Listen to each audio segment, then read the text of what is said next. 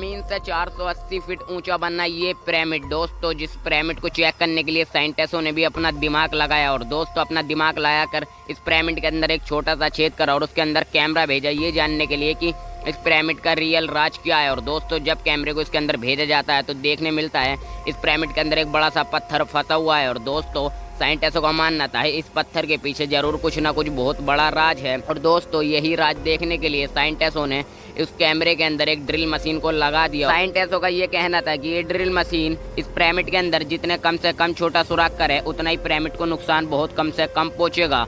चलिए तो फिर दोस्तों आज की वीडियो को शुरू करते हैं। एक बार आप लोगों का फिर से स्वागत है FR7 फैक्ट चैनल पर।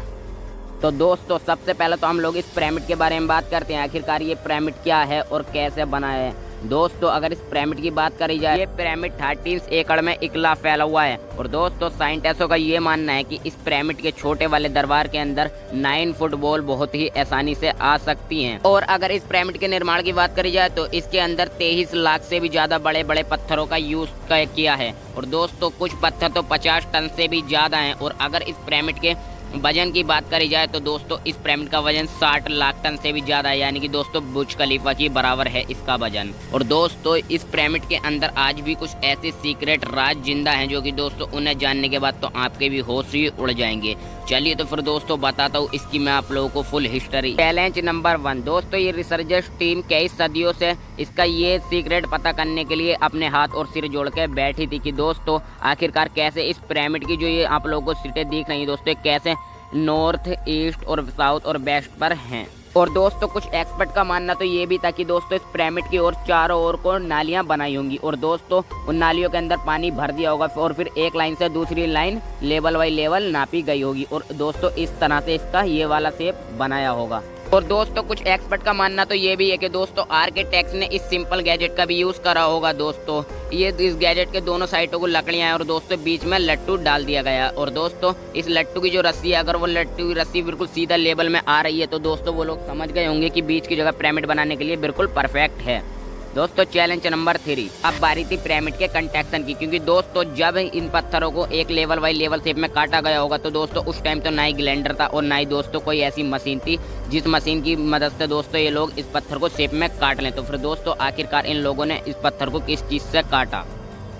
हाँ दोस्तों आप लोग बिल्कुल सही समझ रहे हो, इसी चीज से काटा है। ये है दोस्तों छेनी। लेकिन दोस्तों ये छेनी तो कॉपर की थी और दोस्तों इन लोगों को भी ये बात मालूम थी कि कॉपर की छेनी थोड़ी नरम होती है और दोस्तों वो छेनी टूट भी सकती थी और पिचक भी सकती थी। तो दोस्तों इसीलिए दोस्तों इन लोगों ने इस छेनी के अंदर एक दिमाग लगाया और दोस्तों एक गजब की चीज डाल दी। यानी कि दोस्तों आप लोगों को स्क्रीन पर जो पत्थर दिख रहा है, इस पत्थर का दोस्तों छेनी को बनाने में इन लोगों ने यूज करा था और ये छेनी और भी ज्यादा मजबूत हो गई थी और अब ये छेनी पत्थर को अच्छी तरह से काट रही थी। चैलेंज नंबर 4 दोस्तों, पिरामिड को बनाने के लिए जिस पत्थर का यूज हुआ दोस्तों ये गीजा से टोरा से मंगाया गया था, यानी 250 किलोमीटर दूर टोरा। और दोस्तों मसला ये था कि आखिरकार ये पत्थर आया कैसे।